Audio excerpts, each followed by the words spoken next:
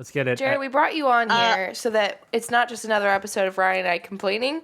We can get a third person complaining. That was part of the thought process, was like, we've been complaining about a bunch of episodes. We need another opinion to break up the monotony of our complaints on this show. We need a third party complaint, not just us sitting here shitting on it.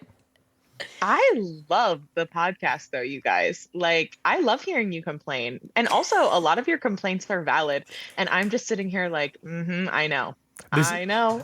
This is boosting your ego. This is boost my ego. This is staying in. We're recording. Hit the music.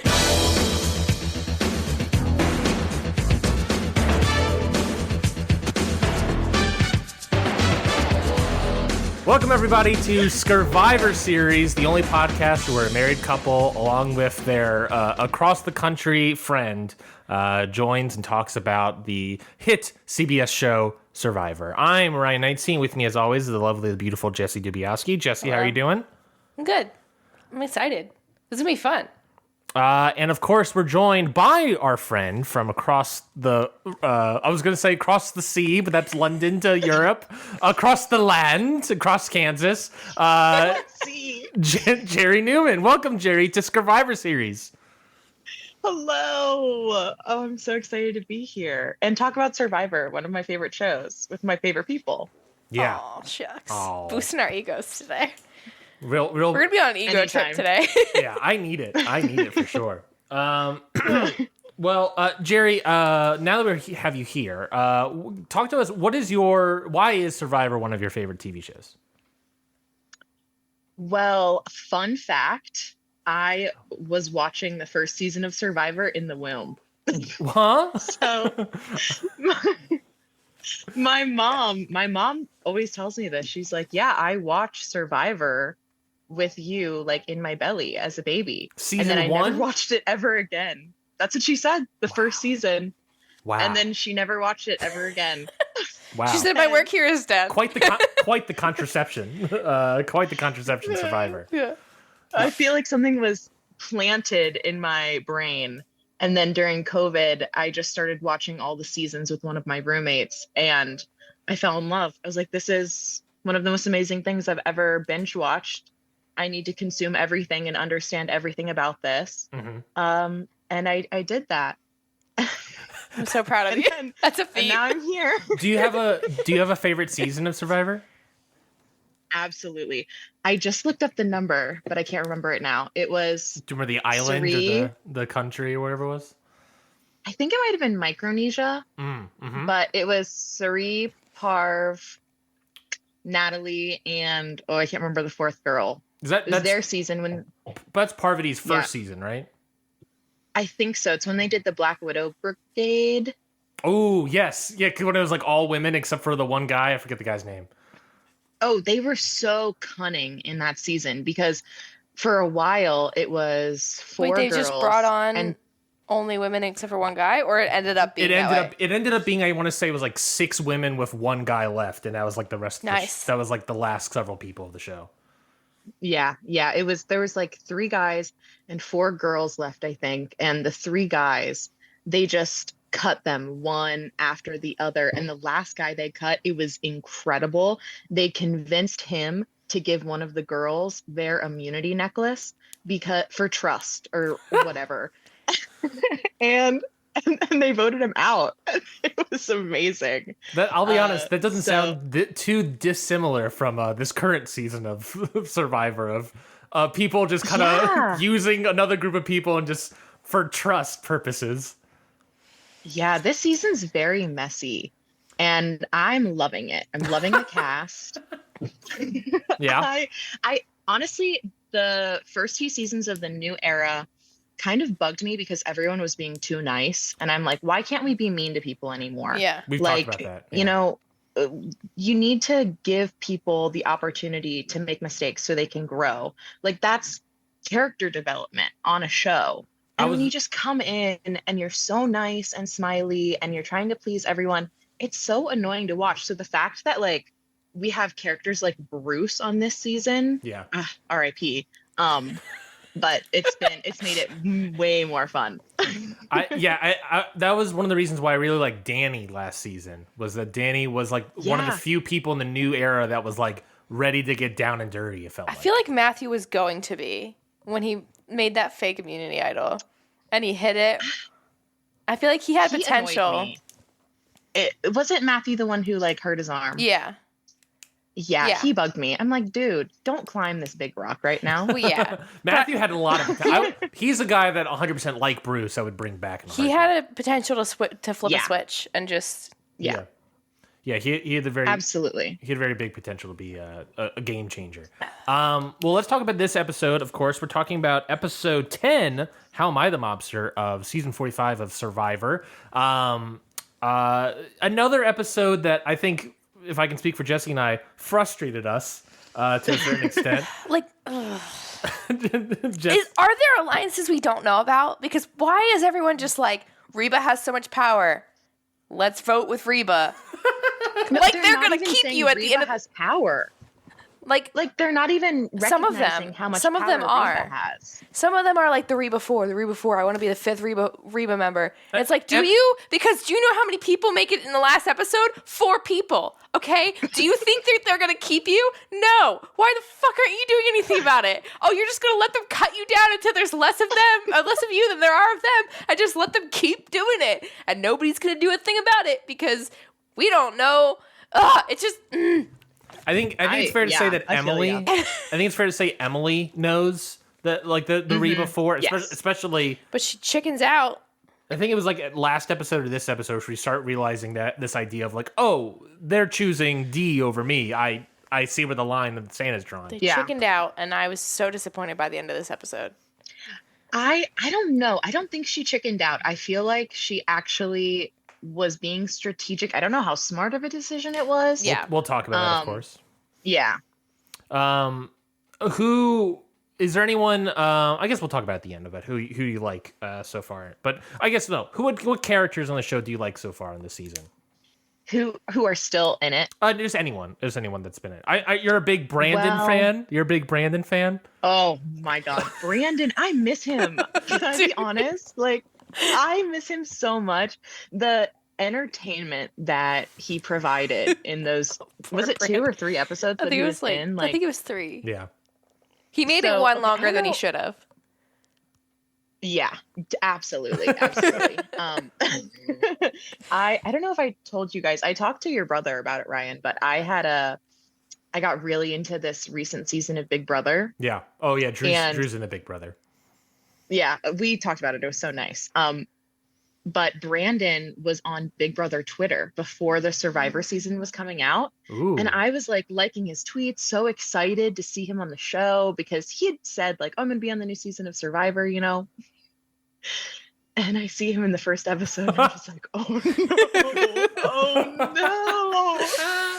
I had such big expectations for you. Yeah. I think you could guess by the first episode of us trying to pick our fantasy teams, I did not have big expectations for Brandon. No. On paper, I was like, no, this guy's going down. The moment he dives into the water in a big fat pair of jeans, the moment I was like, oh, that's it. That's it. Why did I pick this guy?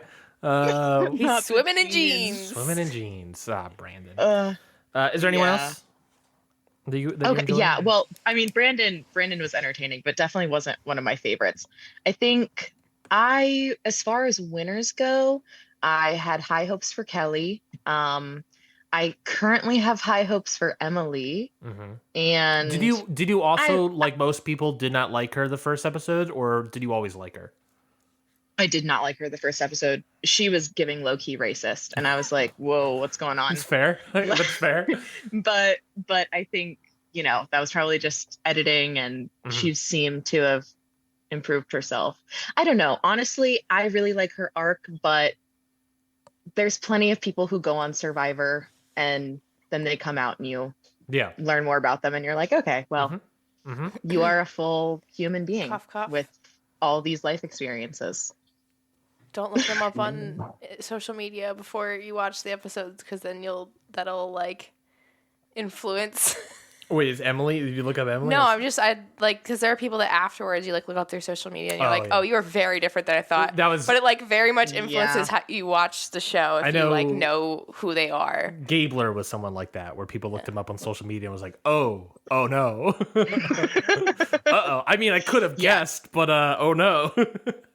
No, I mean, the more and more I watch Emily, the more and more I like her. And I'm like, okay, I see you, girl. Like, you just came on really strong and you wanted to make waves and it did not turn out well at all. Yeah. And you figured that out. So that's good. This whole last episode with her, especially, I mean, we'll get to it, but her talking head with the wine glass in hand. And she like didn't know what she's like.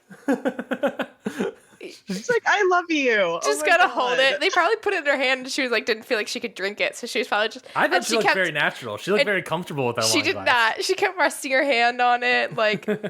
I think that's more, she doesn't know what to do with her other hand in that moment. Well, yeah. And I think she didn't feel like she could move it because it was like they had it framed nicely. So she probably was like, Yeah.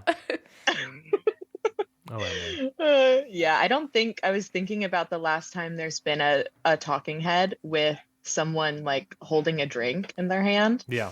And I don't think that's happened since Mike White's season. Mm-hmm. Mike famously walking around. So hilarious. So funny. Yeah. Well, that was iconic. Let's get into this episode 10, How Am I the Mobster? We're coming in, and Jerry, you've listened to the episode. At any point when you got something to say, pipe in. Don't worry. Yeah, he won't wait for you. You got to interrupt him. I won't wait. I'm going to keep the charge. I only have 4 pages of notes this episode, I realize. I think Jerry, to clarify, that's not a lot for him. That's not a lot. I typically have maybe 5, maybe 6 pages. This one I only have 4. So, oh my God. Well, I think because there's not a lot to say that wasn't already said last time. Yeah. Plus, there was like 2 challenges. So I think that also eats up or doesn't eat up space. So great challenges. Yes. Yes. So post Kendra vote, Jake has come back. He's thankful for being alive. Says he's now got friends in the game. Oh boy, no, you don't. And he sort of says that around Reba, and he's like, you know what? I got your back any times. And their sort of reaction to me was sort of like, yeah, sure, man. Of course, we're friends. No big deal. We're happy to have Reba's happy to have you in the fold. So Jake thinks he's in now. And then Drew sort of talks through this sort of Bruce idol problem of, we want to get Bruce out. He has an idol. How do we do this? So that's sort of the post-vote tribal conversations. Mm-hmm. Yeah. How do you think Jake's doing? Silly. How do you think Jake's doing? He's so silly for this. Like I forgot to tell you guys that I do love Jake. Mm-hmm. His whole like weight loss journey story really tugged on my heartstrings. Yeah, the Boston Labrador. Mm-hmm, I love his voice, but he's disappointing me. Like he just keeps going back to Reba, and I'm like, because he's a Labrador. He's a Boston Labrador. Yeah, they all do though. Yeah. Oh, that's also fair. But him mostly, yeah. He just keeps running back to them. And we talked like about a little puppy. We talked about it in a previous episode where it's like Jake has this sort of realization where it's like he knows he needs to do something, but he doesn't know how to do it. Yeah, he says at Tribal, like, you're all just dogpiling. He doesn't know how to, like, not dog. Like, dude, you know what's happening. Yeah. Do something about it. Well, and I think, I don't know what the perception is out there for them, but do they think that someone other than one of the Reba 4 is the ringleader? Like, did they think Bruce was the ringleader of this? Like, come on, you know, figure it out. And if they think that Bruce is the ringleader, I wonder if Reba is trying to tell them that Bruce is the ringleader. Which is fair because Reba's actively been trying to get Bruce out, so of course it's gonna be like, oh yeah, this was Bruce's idea. Bruce is the mastermind. Mm-hmm. Yeah. Can't you tell by Bruce's entire demeanor? I wouldn't be surprised if they're painting him to be the mastermind. I mean, everyone. We'll get to the end of the episode, but everyone was ecstatic that Bruce was gone home. So obviously, they all were in agreement of we want Bruce out. Day 18, we get to the start of day 18. Fun fact about last episode: that was all one day. That was all day 17. Was all one last episode. Where I think this was also one day, maybe 2. Day 18, Julie says she wakes up. She didn't really wake up because she didn't sleep well last night. She sort of starts talking about how she's feeling bad for voting out Kelly and Kendra. She says that she hates lying to people's faces. That's not who she is in real life. And she shares some tears with Drew. In the moment while we were watching this, I turned to Jessie and I said that, this is a very heartfelt, emotional moment, but it sucks, Mama J. You're really good at lying. I hate to say it. You're really good at lying, really good at manipulating. Yeah. I feel bad that you hate doing it, but you're so good at it. So my thing with Mama J, though, is like she, at the beginning of the game, decided to take on the mother role. She's like, I'm not telling them I'm a lawyer. Yeah. I'm going to become the mother. She chose this. Yeah. And she does everything to make sure that Mama J name stands hold. Which is surprising because normally you have like the older female character like usually gets put like thrust into that mom role and then they get voted off because people don't want their mom around. Like they get tired of them. Like it's interesting that she chose that, but I feel like because she chose it, she's able to like control that more. Yeah. I don't know. I think it's. I do think it's a dangerous path. For it is. Sure. It is. I think it's a little bit of a Gabler. She's made it work so far, but like, how long can she make that work? I think it's a little bit of a Gabler thing, where it's like in the big move era of Survivor, people no longer are like really looking at those type of people. And that's one of the reasons that Gabler was able to win, is that no one's really looking at that type of person. So no one's really like thinking of Mama J as like a dishonest, manipulative person. They're just like, oh, that's Mama J. Yeah, sure. Okay. She'll be here. Oh, she can be third in my final 3. I can beat Mama J. No big deal. And I think it's just, she's one of those people that recognize that is a good tactic to use. That's my guess, at least. Yeah. Emily talks to Bruce and Katora about Reba being in the majority, talking about how Reba is the Reba 4, and then they have this 4. Not really. It's interesting that she says Reba being a majority when it's an even split. Well, because she's like, Reba's been picking people off one by one. Yeah. She's like, they're doing it. Like, they've been doing it the whole damn time, Emily. She's questioning her alliance. She's questioning her alliance with them. Knows that if she's going to be able to do something to take down Reba 4 in some capacity, she would need numbers. Then we get a very interesting scene with Bruce and Katora, where Bruce tells Katora that he gave his idol to Kelly for fear of the knowledge is power, which, if I'm not mistaken, in the new era, I think there's only been like 2 knowledge is powers in like 5 seasons. So it's never worked. It's never worked. Well, it didn't. No, yes, it's never worked. It's only just like moved idols around. It's only moved idols around. And it worked. The idol movement kind of worked, if I recall, last season. I forget with whom. But someone secretly had an idol the entire time. You're right. But Bruce tells Katora that, I gave Kelly my idol. Knowledge is power. I'm scared that someone has it. Doesn't say who he thinks has it. Just says, yeah, I'm going to have it. And Katora's like, what? Thinking to herself, you idiot, what did you do? And then Bruce is like, but how's my acting? And she's like, what are you talking about? And Bruce is like, JK, I'm lying. Psych.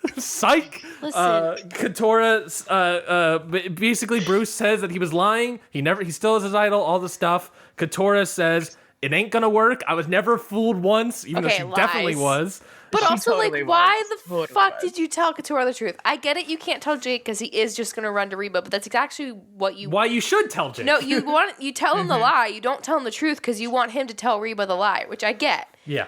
Why are you telling Katora the truth? Yes. I get that you're trying to build trust with her, but like she's going to sell you out as fast as she can. She's going to be like, Bruce is a fucking liar.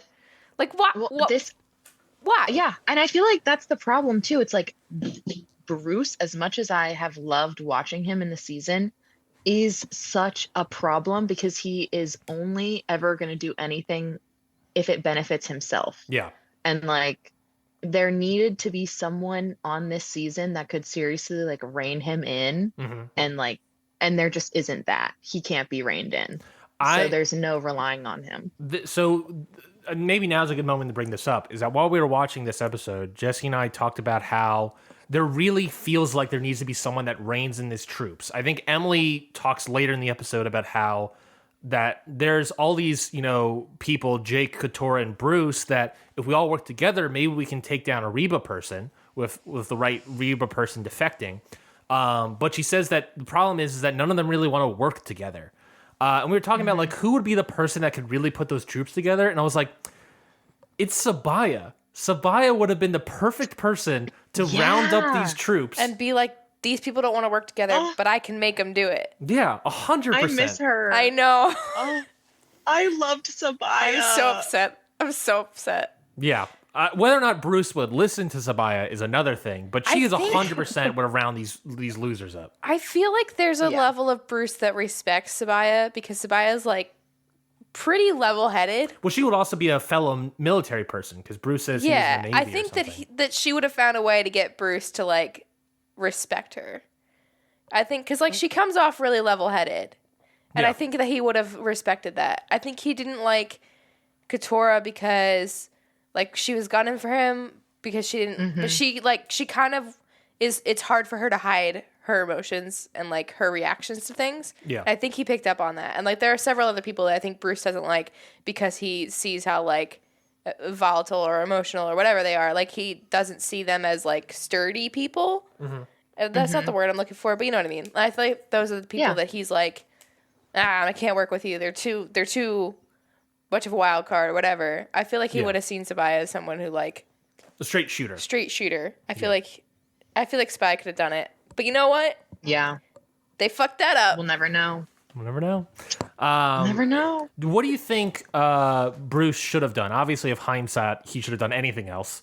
But what do you think? What do you think he should have done in this moment? Do you think he should have lied to Katora and never told her the truth? Do you think he should have done this act with somebody else? What do you think Bruce's strategy should have been? I think maybe it would have been actually really smart for him to have just made this lie and told everyone and not told anyone the truth. You know, if you get everyone thinking, oh, Bruce doesn't have his idol, then at least when he uses it, it's surprising and they blindsided someone else, you know? Because like at this point, Bruce is so estranged from everyone. Everyone wants to get him out. No one really wants to be his ally. Like, I think the only thing he can do at this point is just like lie. I fully agree. I fully There's too agree. much potential for like it to unravel the whole plan just by telling one person the truth, especially the person who's been gunning for you since day one. Right. Like, use social cues. Come on. But he can't. He can't. No, because he thinks very highly of his own like reactions to things. That like he's like, my initial gut feeling is right on everything. Wait. You guys, wait 1 second.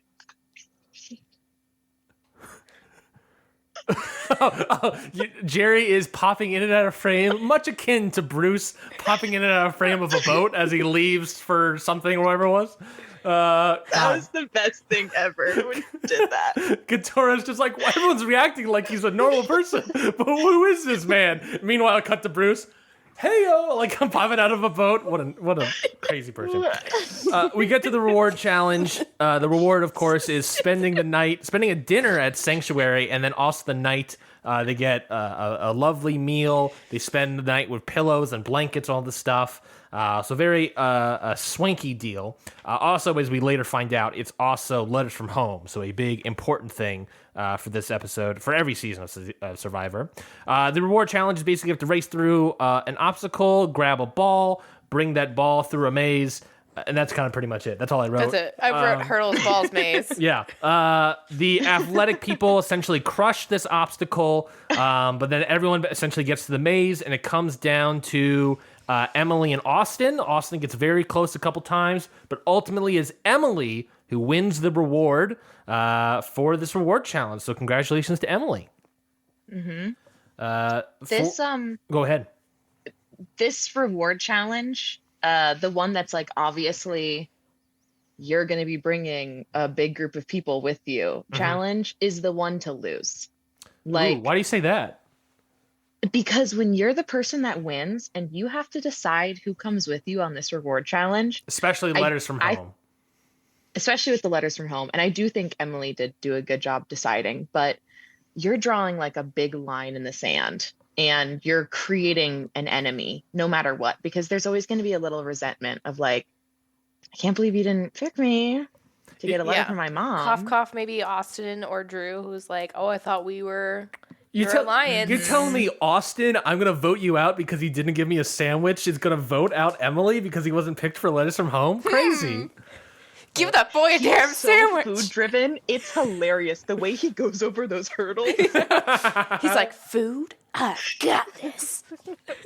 I love Austin. We're talking about letters from home. She eventually picks Mama J, Katora, and Dee, decides it's going to be a whole ladies' night at Sanctuary, which, like you said, Jerry, I think was a good idea on her part. I think the only thing is, though, like, I get that because she ended up going with Reba for this whatever vote, but I think that's a good opportunity to separate one Reba member from the rest and start to drive that wedge between them. And Mama J is the right person to separate. Bringing Dee to, I get it. Like, she just decided to do a girls' night, but I think that was an opportunity to not bring Dee and to, like, feel it out. Be like, so you said you feel like you're at the bottom.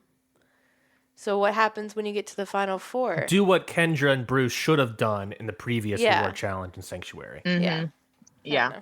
I completely agree with that. Yeah, no, I agree too. And I do wish there was some sort of, and it's because I love the Black Widow Brigade so much, but I wish there was some sort of like, do we want to do an all girls thing? Yeah. You know, like, we can just go against all of these guys and yeah. Yeah. Hey, Rye. Yeah, go ahead. We go to Sanctuary, where we get some real bonding time. This, of course, they're all enjoying their meal. And this is where Katora brings up Bruce's plan, basically of, he's going to go around and tell everybody this lie, and he's going to lie to your faces about this idol thing. So he immediately blows up his plan. Seemingly, he does tell Jake before the reward challenge, but seemingly before the women all know about this missing idol thing, Katora just rips the Band-Aid off the entire plan. Which, like, okay, I get it. She's like, I'm not loyal to Bruce. You don't have to be loyal to Bruce.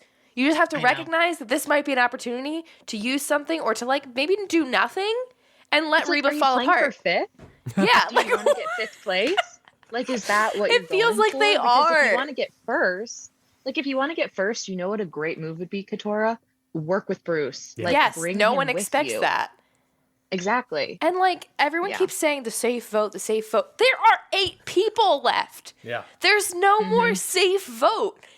You have, like, 3 people to go. You should have been thinking, who can I beat in the final 3? Yeah. Not, what's the safe vote? Let me go with the strong people. No.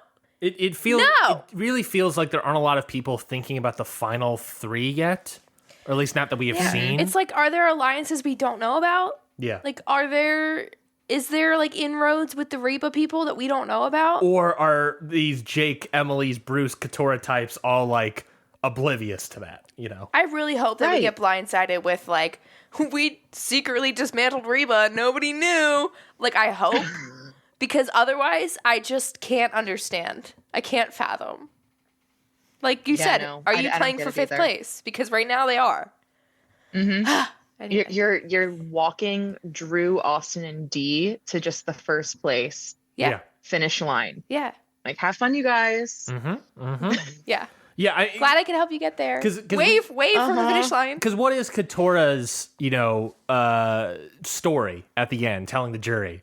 I got Bruce out. She hasn't done anything. I got And Bruce no, out. she didn't even do that. I would put that on Emily. That was, 100%. you know? 100%. I'll put that on Emily. Like- I'll even put that on Reba before I put it on Katora. She is 6 oh, you're in not doing that anything. lineup of getting Bruce out. But you swam, so that's great. I did have that. We'll get to that immune challenge, I guess. But yeah, we get a nice little moment here in the sanctuary. We go to the guys' night with guys just being guys. Hack stuff. There's- Throw stuff. We're talking about fart stuff. Talking about farting. We're talking about bacon. They get some copyright music of basically turn this whole thing into a Rocky montage. Jerry, I was loving this. You have no idea. Me too. I was dying. No, I think we were probably having the same Playing reaction. with the boys. I was Hack stuff. Playing The with Kenny the Loggins. boys. Throw stuff. Playing with the boys. Fart stuff. Drew's awkward flex. Oh my god, the freeze frame. The freeze flame and then the dissolve. So good. The slow motion on someone's bicep just kind of going, moving up. Do you notice how like Drew's doing like all the awkward, and then Austin just like exists, and they slow mo on his muscles. Yeah. Like he's not even flexing; he just exists. Yeah. God, I was in love with this montage. I was like, I don't know who to thank for this, but the surviving editing Whoever team, edited that scene, you moment, are now our favorite editor. the moment of the season for me. Yeah, you get the MVP award today. The editor of this episode, or editors, they killed it. Yeah. I was cracking up the whole time. True MVPs. And also, I feel so seen and heard. I hate talking about bacon. That's as a woman, I hate talking about bacon. Bacon's like so fatty, you know. I love Austin was the one being like, it's so fatty. I was like, of course, Austin, you're jacked. Of course you think it's so fatty. God, he's so right. I should stop eating bacon. God. I love Austin. Austin ends up going hunting for fish as well and catches a bunch of fish people are really proud of. He goes, I'm going to enjoy all this wildlife. Kills it immediately. Bruce, while That's amazing. While in the water, Bruce pitches to Jake about voting for D. And Jake is just sort of like, yeah, on paper, that's a good idea, but no. And I'm like, yeah, on paper, that's a great idea, Jake. And Jake tells Drew about Brutal's idol loss because in that moment as well, Bruce told Jake about it. Drew's like ecstatic. He tells Austin. They're like, holy crap, Bruce doesn't have his idol. This could not be more perfect. Yeah, but fucking Katora Mm-hmm. ruined it for everybody. We get some letters from home. Of course, tears are shed. Emily realizes she wants to, or maybe potentially marry her boyfriend. I thought that was a very sweet moment with Emily being like, yeah, I have never thought beforehand of being a wife. And now I'm like, maybe that's something I want to do. And I was like, yeah, love is love, Emily. That's what I'm talking about. That's real. That's real. The survivor change that you want to see. I had in this moment of letters from home, and with like, there's a moment with Jake, there's a moment with a bunch of other people in this episode where it really puts it together of like, maybe this season isn't really about the gameplay. This season's more about humans evolving into potentially better people. You have Emily being like, maybe I want to marry my boyfriend. You have Bruce going back to his wife and daughter being like, am I a bad guy? Well, am I overbearing? Am I overbearing? Delaying that realization. Yeah, I'll consider having a growth moment, but I'm gonna ask my wife and daughter first, and then if they say yes, which they won't, but if they do, yeah. So I think maybe that's what the season's about. That's a very positive. I like that. That's a very positive take, and I will say that watching Emily talk through that did make me really emotional. Like I was tearing up, and I was really happy for her to have this realization. Me too. Yeah. Me too. Mm-hmm. Katora also reveals that she cut off contact from her mom. I don't believe she goes into detail about why she cut off contact with her mom. But very curious about that, though. Same. But she says that she still got a letter from her mom, and it still brought her to tears. Or not, it brought her to tears, but also in this sort of conflicting emotional way of, I cut off contact with my mom. Obviously, there's issues there with her and her mother.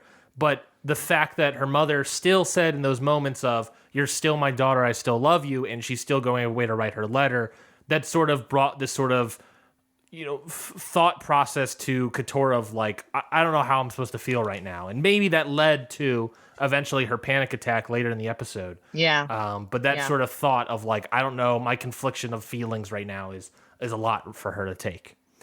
Go ahead. I really have liked Katora the whole season, although like her whole thing with Bruce has annoyed me in the last like episode or two, because I'm like, girl, find another path, like do something else. Yeah. But it's because I have just been wanting so much from her like the whole season. Like I think she's so awesome, and the fact that she's been lying about being a lawyer and how smart she is, like use that, I'm curious to see what happens now that Bruce is gone.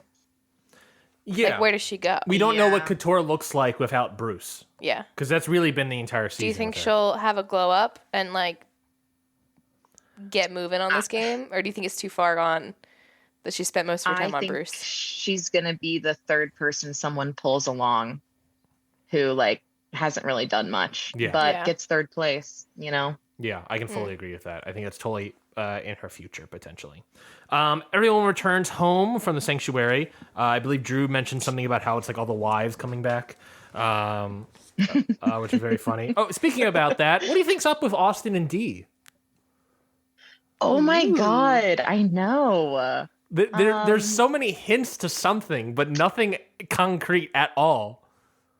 I'm not gonna believe it until one of them says like it's just anything, you know, like, oh, they're Yeah. cute. Like I have a crush because at a certain point it could just be like two really good looking people that are, you know, becoming closer friends, and the show is like, oh, let's use these clips because Yeah. it looks like, yeah. Playing But- with the boys. Just Baxter. get another montage. I would love a showmance though. I would love that. I agree.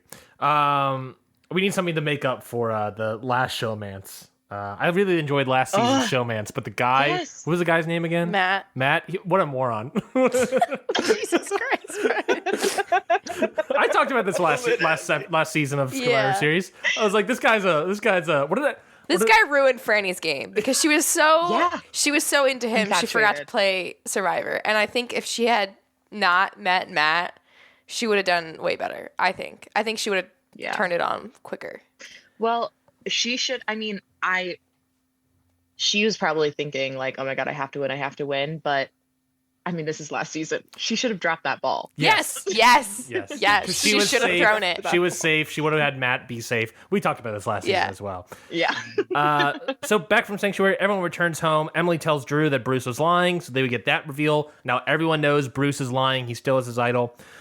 Emily tells Jake that everyone is turning on him, which really upsets Jake to the point of, he starts to have I don't know if it's this moment. No, it's later. But this is the moment where Emily tells Jake that everyone's sort of turning on him. Jake tries to push Drew to Julie, and Julie tells Drew. We have this. Then that leads to the whole confrontation of Jake and Drew talking to each other. Little felt like a little Boston phobic from Drew to call Jake a mobster. Yes. I thought Totally. It doesn't help that they're both like toothpicks fixing stuff in their teeth here.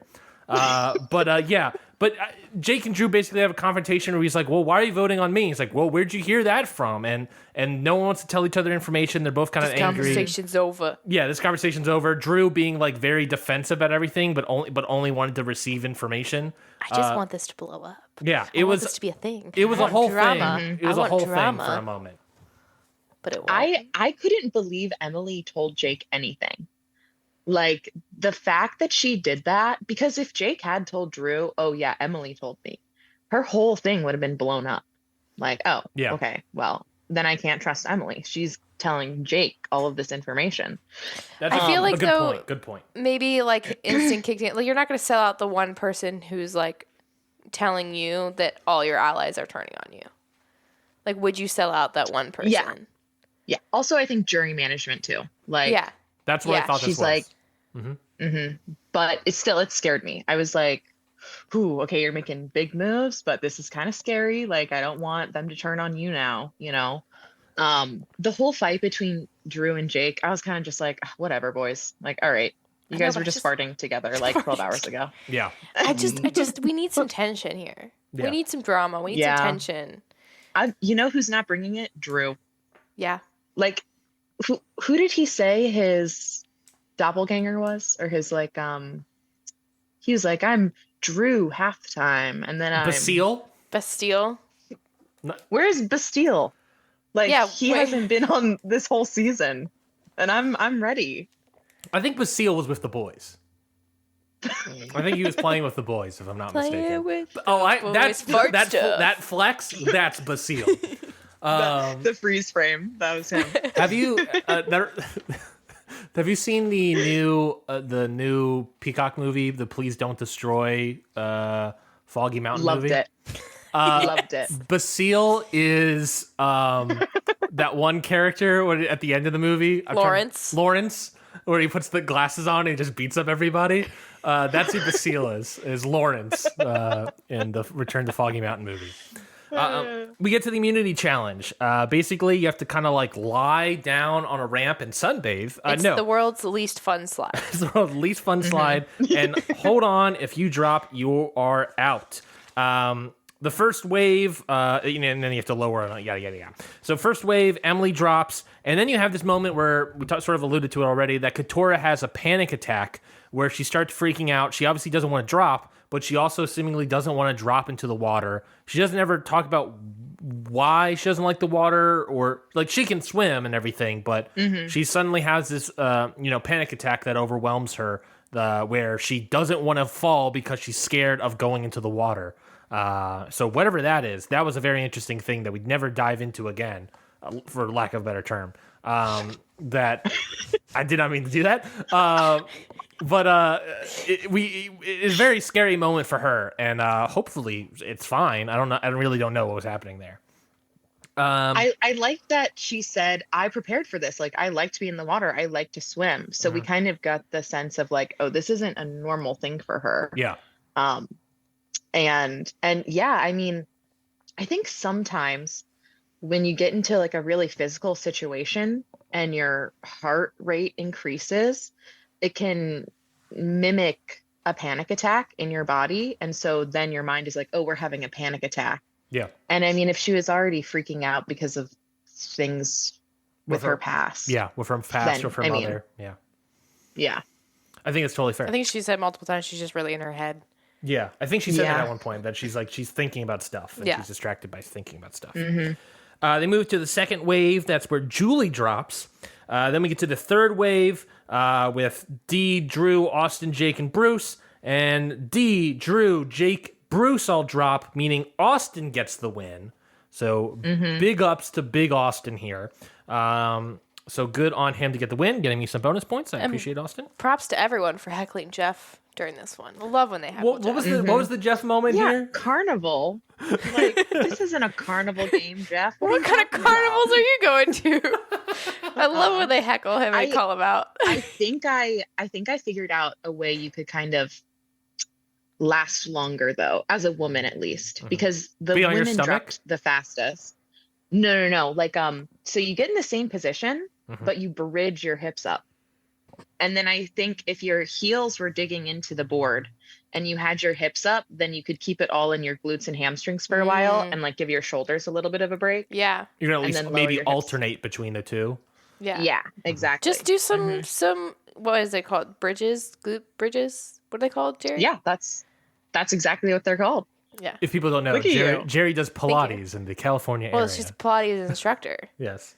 Jerry doesn't just do Pilates. She makes you do Pilates well. Yes. That's our plug for Jerry. We post immunity challenge. Bruce says that he's planning to play his idol, and Jake is sort of his backup vote. Katora says that this is the first time I think we get to it where you talk about final three, which this is a very interesting conversation in hindsight. Katora says you can't go to final three with Mama J and wants Julie as the backup vote to Bruce. Katora ends up voting for Bruce, and she's obviously talking to Emily in this moment. What do you think this conversation was? Because they're having a conversation of, yeah, Julie should be the backup vote, and yet they both end up voting Bruce. What was happening here?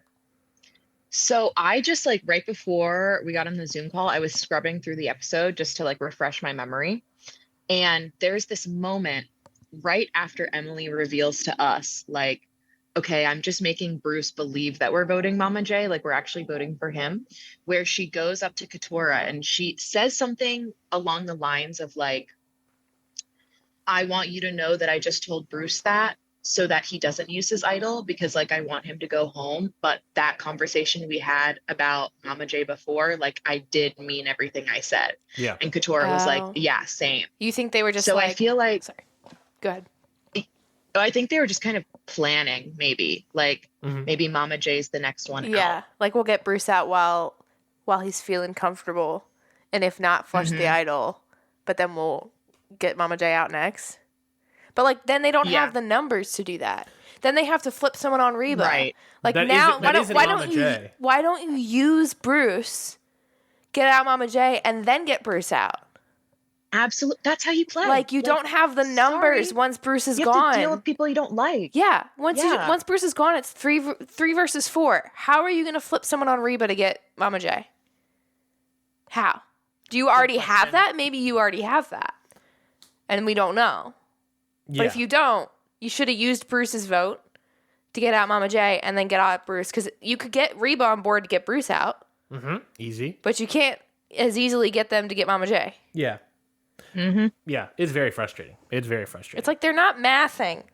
They're not doing the math. They're getting out all And the people Emily's that a will vote financial with. analyst. I know. She did say she's not good at mental math. Yeah, that's But they're getting out all the people that they want to get out, but they don't realize they're getting their numbers out. Yeah. Like it's just Yeah. It's frustrating. I loved, Ryan, that you said I think it was the last episode, about how you're not good at mental math either, and kind of explained that. It was very enlightening. It's 'Cause I didn't really get what she meant. 100% a joke within like the accounting world, that the office that I was in, of just like, yeah, we all just like do giant numbers. We have an Excel spreadsheet or something that does math, calculates for us. If we have any idea of math, we have a calculator right next to us, just to fiddle our fingers with. But like, if we're like saying something about like, yeah, that happened 20 years ago, so that is 2000, and so we're just standing there being like, what are we doing? Yeah, no, it's when I think what it is like because I say this a lot about like other things, like in terms of like, I feel like sometimes I have a bad memory because I can just Google stuff now, or I can look it up, or Same. I find the ability to look things up. I have this problem with you sometimes, in the sense of I know that my brain is choosing not to remember something, and instead it's saying, instead of whatever I need to remember, it says see Jessie Dubiowski, and it wants me to then ask Jessie the thing instead of remembering. I have to store that. I'm your Google, and Yes. it wears the fuck out of me. I realize that I'm doing that. It's like, and it's the same thing of being a mental math person. It's like I just, instead of remembering how to do math, it's like, oh, I just have the calculator and I can do it on Excel. You don't flex those muscles. Yeah, that's really what it is, I think. Well, and that math puzzle looked hard. That was hard. At 5 minutes, I had just almost gotten it. Yeah, and then we did 5 minutes, and they're like, "Oh yeah, 3 minutes." I was like, "Oh dang, you definitely did not." I was 3 minutes. That's crazy. Yeah. Like, That's real tough. I would never be able to do it. But Austin did it. Emily tells Bruce, He's crazy. Yeah. He should win, honestly. Yeah, I think I would love to see Austin and Emily, I think, in the final three. Duke it out. I think at this rate, Emily's 100% in the final 3. The fact that we're seeing like jury management conversations with her, I think she's 100% in the final 3. Emily tells Bruce that Julie is not with him, and similar to Jake. Emily then reveals that she's just lying to Bruce, because she is obviously working Bruce to try to get him to be comfortable enough to not play his idol. Which is insane. Which is smart, but insane thing for Bruce to be like, yeah. But it's like, but she realizes that Bruce has an insane ego, so it's a good idea for her to do that. Right. Jake is getting frustrated. This is the moment I was trying to talk about earlier. Jake is getting frustrated because he feels like he's just constantly being lied to, and he doesn't know necessarily what to do, who to go to. Bruce talks to him, and there's this really touching moment with Bruce, honestly. And this is where I sort of had that realization again, where I was like, I think this season's more about people growing as human beings, because Jake is really frustrated about people lying to. He's like, and again, we talked about the earlier episode, is that Jake knows what's happening. He knows what's happening. He just doesn't know what to do about it. And he's getting frustrated because he doesn't know what to do about it. He's smart. It's just he's not getting that next step, which is, I understand it. That's frustrating. I like everything Jake said during tribal council too. He was like, I want to make it clear, it's not a personal thing. Like, it just doesn't feel very good, you know? Yeah. It's like, yeah, this is a hard game. And I mean, we can like watch it and say everything, but like when you're there, who knows what could be going through your head and like what people are telling you. Exactly. Yeah, and you don't know, like, in Jake's defense, you know, like, probably the Reba 4 is strong. You probably don't know what other, like, side alliances they have. So, like, you don't know who's going to them with it because he knows he is. He knows that he's going to them with information. You don't know who else is going to them for information. Mm-hmm. Especially since they've kind of driven a wedge between themselves, the four of them. Like Emily, Katora, Bruce, and Jake have kind of separated themselves from each other. They're not as in tune with like who their other allies are. Yeah. Yeah, part of that mobster conversation was Drew telling Jake that he doesn't have any alliances, which is interesting because earlier in the episode, again, we talk about how Jake being like, yeah, I'm with you guys. I want to work with the Reba. I got new friends. And then you have Drew, one of maybe arguably the leader of this Reba 4 alliance, being like, yeah, bro, you got no alliances. None of us are basically with you. So he's having a real rough time here. We go to Tribal Council. I didn't get anything really from Tribal Council. There was a whole talk about lying and all this stuff, and then standard about the name Mama J and if that's good or bad. We got that look from Kendra. She's like, we get to the vote. Bruce doesn't play his idol. Can't believe he didn't use it. Yeah, so Jessie, what do you think? What do you think Bruce is thinking in this moment? Obviously, Emily succeeded in her plan of convincing Bruce that he's safe. But even then, why do you think Bruce chose not to play his idol? Because he thinks that his gut feeling or he's so adamant that what he thinks is what is happening and is reality that he's convinced that he's right. That like this is there's no possible way that anyone could get anything by me. Like I would know if someone lied to me. Yeah. Yeah, I would know if something's going on. I know when people are lying to me, and they've lied to me before, but not now. I don't know. Why the fuck don't you just play it? Well, he's like, I can keep it for another week, and then I make it to final 6 or whatever it is. Dude, you're not. Which is dumb. Like, you need to use it, dude. I just wrote down fucking idiots, and I said Emily did it, but what the fuck? A lot of cursing in this episode. This is I was so mad. This is the most cursing episode. So mad. I really wanted it to be Julie. Like, I really did. I wanted the revolution to begin. I knew it wasn't going to be. Yeah. Well, what's interesting about Julie, again, is that we get to the votes. It's one vote Julie, which is Bruce, which, again, early episode, he says that Jake was his backup. At some point, it switched to Julie. Jake gets 3 votes with D, Drew, and Austin, all voting on Jake, which is interesting. And then 4 votes Bruce with no idol play. Katora, Jake, Julie, and Emily. So yeah, and then Bruce goes home. Then there's that. If it wasn't Bruce, it would have been Jake, and then if Bruce plays idol, it would probably be Bruce next episode, maybe. But what did you think? You sort of talked about already, Jerry. But what do you think about Bruce's tenure on this season, 45, this season of Scurvivor? Well, God, Bruce, I really wish that we were getting like jury house clips because I would just love to see like everyone's reaction to him coming into the house. Yeah, gotta deal with Bruce. Ponderosa. It's not Ponderosa, that right? Yeah, Ponderosa. Yeah.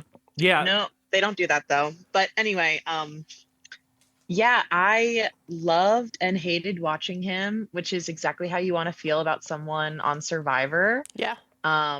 At least to be entertained, and I love that he came back and that he was so apt to tell us that this was his second time playing Survivor over and over and over again, as if it hadn't already been like obvious to everyone.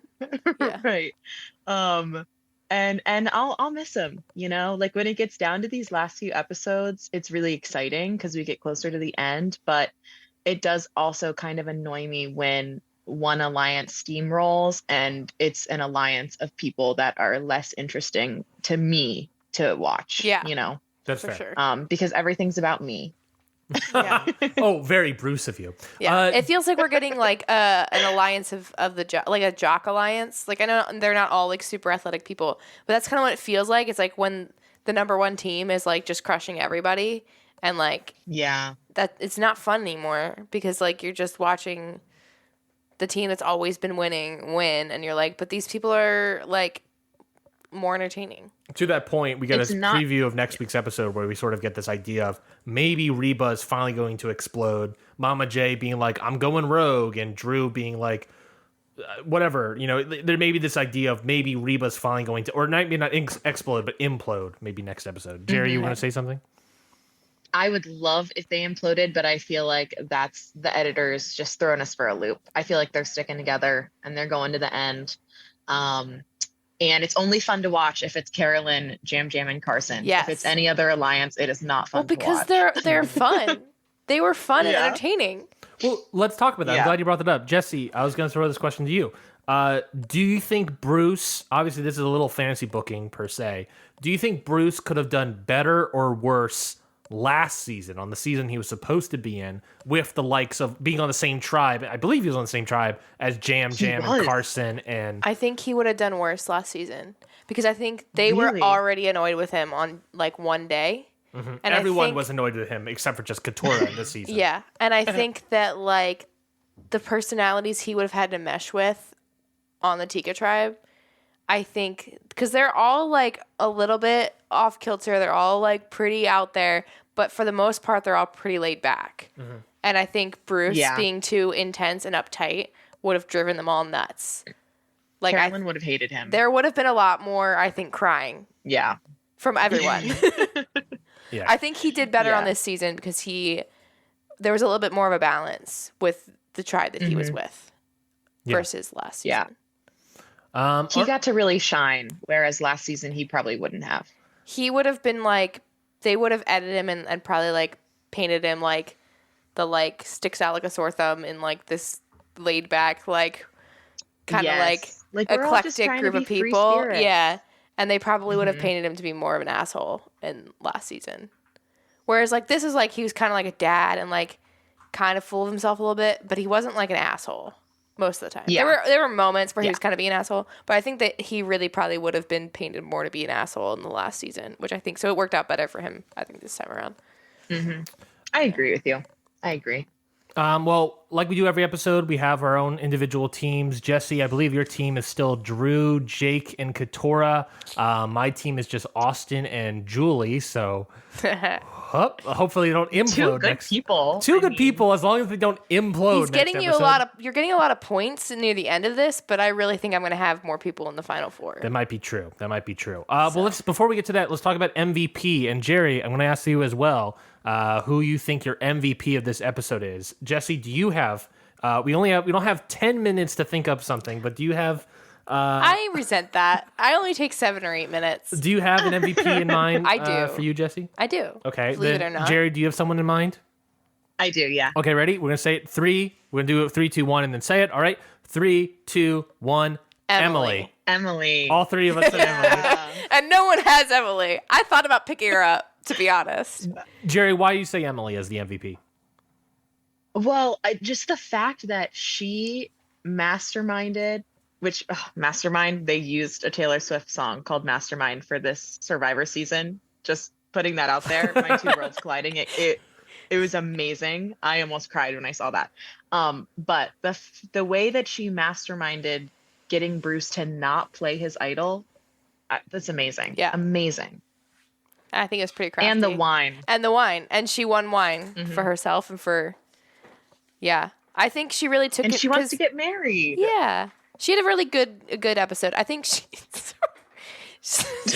what the fuck you're doing? Right. It's stuck on the okay. Anyway, so I think she really took control because, I mean, she's been climbing her way back this whole whole season. She got in with some Reba people. She's been the secret 5th Reba member. But I think she finally like did something for herself in a way. Like she kind of did what everybody wanted to do, which is get out Bruce, but she did it her way. And I'm here for it. I'm gonna give her 5 points for that. Yeah, she really did kill it this episode. She's had just an upward trajectory, like a. You're gonna get seasick, motion sickness. Yeah, she has had an upward trajectory. She's been working really hard for that too. It hasn't been like, people have been like reached out to her and like been bringing her up, but she's put in a lot of work to be where she is right now. So I'm proud of her. I honestly, the edit she's been getting all season is screaming like winner edit. Yeah, but I don't want to get my hopes up. Yeah, but I would love to see her win. I love to see her in the And final three at the very least. You're gonna give Jerry motion sickness, Ryan. I'm trying not to. I'm just looking at the sky. Okay. I think if like I think the person that I want to win most right now is probably Emily. Yeah. But I think the person that will win is maybe like Austin or Drew. Can you say Drew with more confidence than you did with Austin? Because Drew's on my team. No, don't listen to her. I was gonna say that would be good for you, Jess. Yeah. No, don't listen to her. I was going to drop someone and take Emily, but I couldn't figure out who to drop. And honestly, I probably should have dropped Jake. But the amount of potential for him to get medevaced out and give me a shit ton of points was too high. And I knew he would cry out. Are there points for that? Yes. Yeah. On the website we follow, if you get medevaced out, you get points. It was too high of potential. Strategic.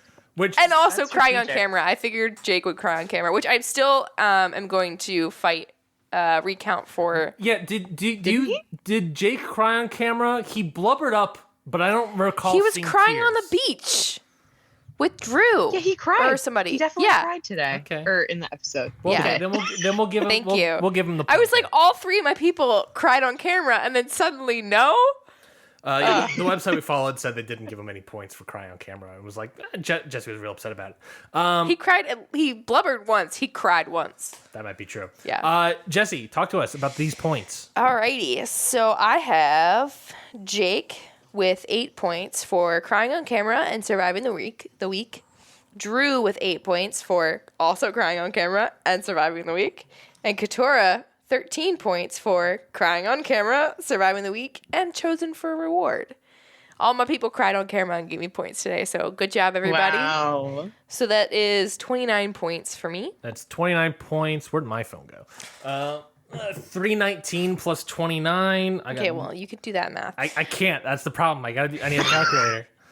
It's 348 is what that is. Okay. You have Julie, who was chosen for the reward, cried on camera, and survived the week for 13 points. Yeah. And you had Austin, who survived the week, caught seafood, and won individual immunity for a whopping 28 points. So you have 41.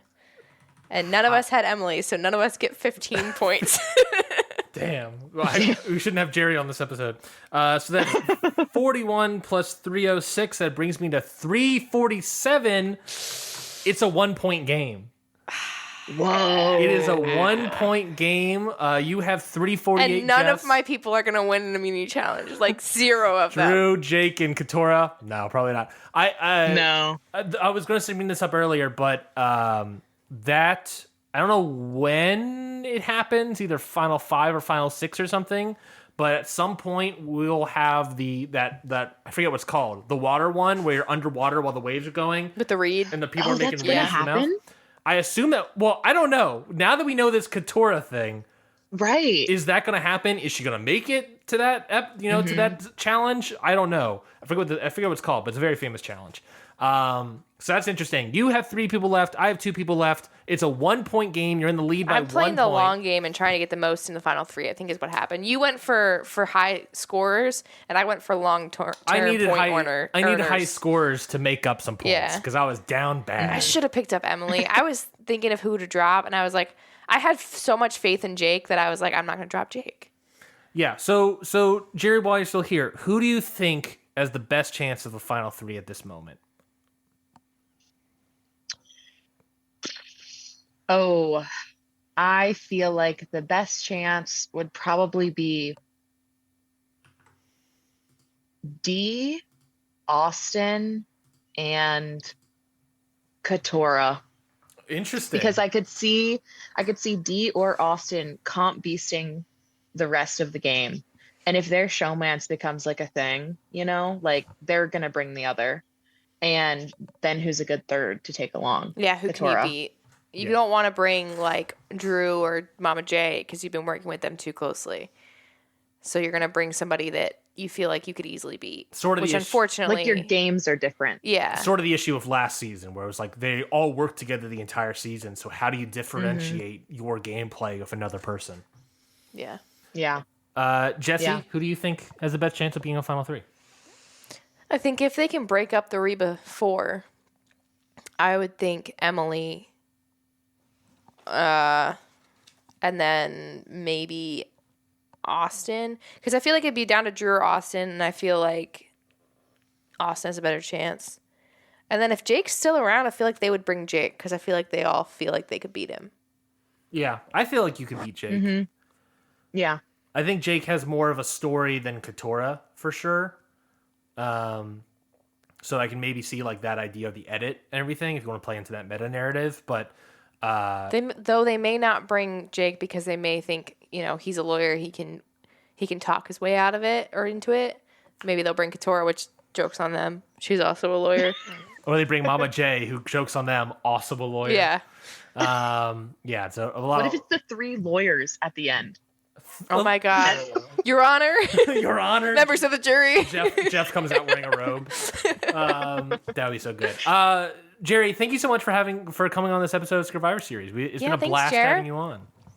This was so much fun. I'll literally do this whenever you want. Like, this is just like talking to my besties about Survivor. I loved it. I think we'll definitely have her back for like the first episode or like the preview or something. For sure. And maybe when we pick our teams, and maybe even for like the finale. The Fine Alley? The final? Ooh, look at that. Fine Alley. Jari, I'll talk to you whenever you want to talk to me. Perfect. So you just let me know, especially if it's about reality television. Perfect. We'll get you and my brother to spin off and do a Big Brother podcast. I would do that. Jari, anything to plug or anything that you've been enjoying this past week or that you really want people to try out or anything to experience?